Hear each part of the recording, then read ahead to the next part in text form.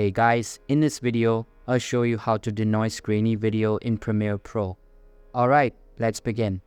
First of all, open the Premiere Pro app on your PC and make sure it is updated to the latest version available.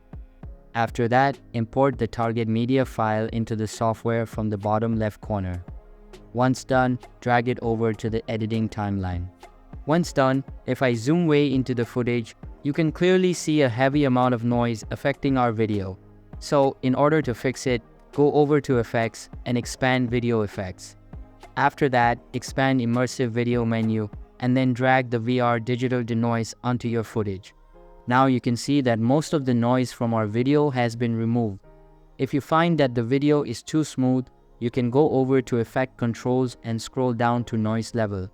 Here, you can remove some of the smoothness by lowering this value, but this will also reintroduce some of the noise into your footage, so it all comes down to preference. So that's basically how you can denoise grainy video in Premiere Pro. And that's it for this video. If you find this helpful, consider subscribing and giving this a big thumbs up. Thanks.